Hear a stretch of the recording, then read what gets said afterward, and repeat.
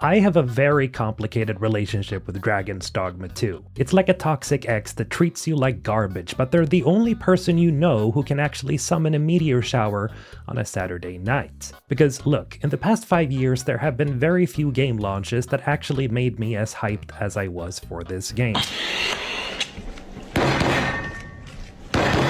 But the thing about toxic relationships is that eventually you have to take off the rose-tinted glasses. We're 2 years out from launch now, the travel is boring memes have cooled off, the performance patches have done some work, and the new game smell is, well, officially gone. So it's time to stop reminiscing and answer the question that actually matters. Is Dragon's Dogma 2 actually worth it in 2026? But before we dive in, I just want to remind you that I have an ever-growing playlist of Is It Worth It videos, so hey, if any of the other games on the list are of interest to you, then why don't you go ahead and check those out after finishing this one. Now, to understand why Dragon's Dogma 2 had such a messy launch, you have to understand the, well, let's call it the Itsuno dilemma. You see, Hideaki Itsuno famously said during the marketing for this game that if travel is boring, it's because your game is boring. This, of course, was a massive flex, essentially telling every other open-world developer that they were lazy for relying on fast travel. But then launch day came around and suddenly there were port crystals in the DLC store for real money.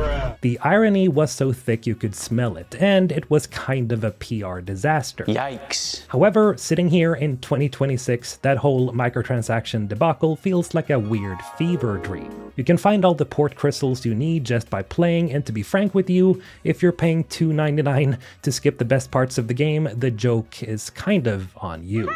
But the real problem at launch wasn't the store, it was the fact that the game ran like a slideshow. So, how does it run now? Well, it's noticeably better in some parts.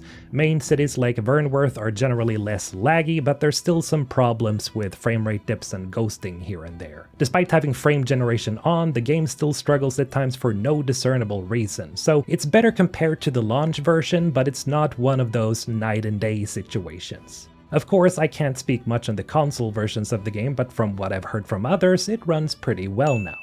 Now, before we get into the actual stabbing, we have to talk about the 10-hour black hole that is the character creator. Most RPGs give you a few sliders and call it a day, but DD2 is out here letting you adjust teeth and jaw asymmetry like you're preparing for a forensic career. It is, bar none, the best character creator in the industry. I've seen people recreate everything from Todd Howard and Taylor Swift to sleep paralysis demons that I'm pretty sure violate several international treaties. I probably spent about 5 hours on my first Arisen alone, just obsessing over the thigh thickness and trying to make sure my character didn't just look like a sexy potato in the actual game lighting. But there is a point to all this madness beyond just making a waifu or a meme. Your Arisen is your anchor in this world. Because you spend so much time looking at your Arisen, having a character that doesn't look like they were carved out of wet ham actually matters. The only downside is that you'll eventually have to leave the creator and actually play the game, which is where the real problems and the real fun actually begin. Once you finally emerge from the character creator with your masterpiece, you're introduced to the pawn system, the absolute soul of this franchise. And well, conceptually, it's pretty genius because these NPC followers learn from you. For example, if you're a tactical genius, they become a tactical genius. If you spend your time jumping off cliffs for no reason, well, they'll follow you right into the abyss like a loyal suicidal golden retriever. But we need to talk about the social anxiety simulator Capcom included for free. Again, it's 2026 and I still have PTSD from random pawns sprinting across the field just to force me into a conversation. I'm attentive and loyal, and prefer to remain— Shut your fucking mouth!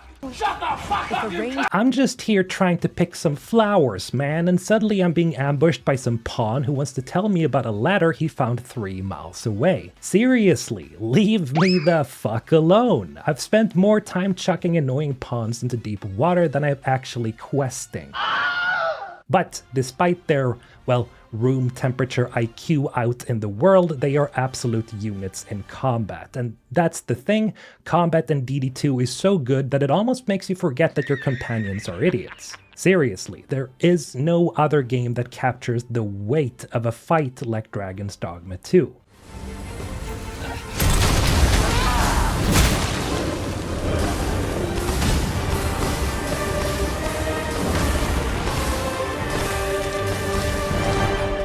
When you're a warrior and you land a perfect swing, you don't just hit a monster, you feel like you're rewriting its DNA. Every class feels like a power fantasy. For example, if you haven't seen the Meteoron spell in 4K at 60 FPS, you haven't lived. I'll not take that from you.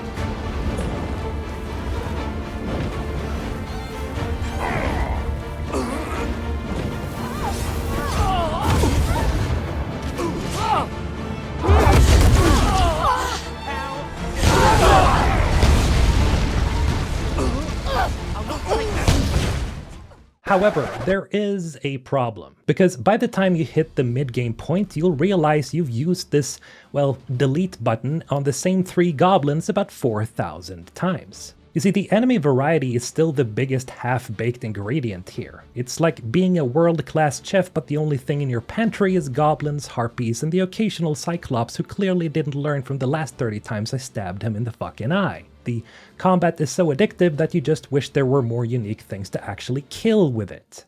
Now, one huge plus I need to touch on is the exploration. Dragon's Dogma 2 is completely open world and it has a pretty big map, and the world has quite a few things to find, whether that be treasure chests or interesting encounters. That said, again, the total enemy variety can make most encounters feel repetitive and dull after some time, and as much as I adore the map design, there are moments where the exploration just feels empty. Now we need to address the elephant in the room. The story. Look, you guys know me, I'm an RPG guy. I live for a good narrative, and at first DD2's political intrigue had me hooked. You know, I was ready for some Game of Thrones level scheming in Burnworth. But by the time I hit the halfway mark, I realized the plot was about as deep as a puddle in a draught. Most of the characters you meet, like Wilhelmina or Brandt, just kind of evaporate. They're essentially glorified signposts that eventually stop pointing, well, anywhere. Every other character are, well, not very memorable. The ones that are memorable for the wrong reasons, like Ulrika, for example. She's presented as this tortured but kind and nurturing girl who stares at you longingly and whispers your name, but her inclusion in the story is just surface level because not even halfway through the game, she stops appearing altogether. That's just one example of the various characters you encounter that could have been interesting, but their character arcs faceplants harder than your pawn getting thrown off a cliff.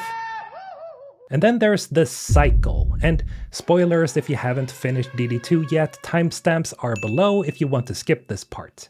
If you played the first game, do you remember the Seneschal twist, the mind-blowing realization that you were being groomed to become God? Well, in DD2 they tried to subvert that with the Pathfinder, this ghosty puppet master who wants you to stick to the script. Now, breaking the cycle and telling God to piss off is a great hook, but in practice it feels pretty hollow. In the first game, New Game Plus actually meant something. Fighting your own previous Arisen was a legendary holy shit moment. In DD2, you just kind of start over. This game released in 2024, and I still can't believe Capcom hasn't added a proper hard mode or a level scaling for New Game Plus. Are you serious?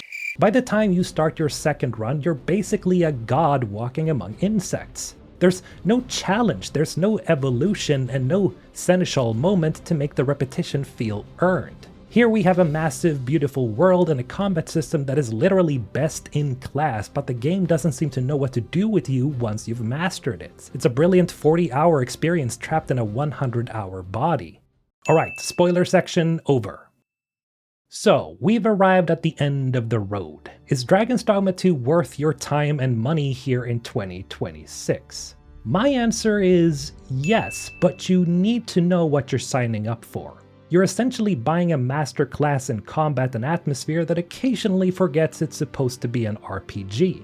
If you want a deep narrative with choices that actually matter, you are in the wrong neighborhood, friend. For that, go play the Mass Effect trilogy, Dragon Age 1, 2, 3, or Baldur's Gate 3. But if you want to climb a 3-story tall griffin while it tries to take off into the sky, there is literally nothing else like this on the market. Dragon's Dogma 2 is a flawed, weird, brilliant, and frustrating mess. It's a game that takes 2 steps forward and 1 step back, but those 2 steps forward are into a world that feels more alive than almost anything I've played these past 5 years. Except for maybe Elden Ring, or Baldur's Gate 3, or Expedition 33.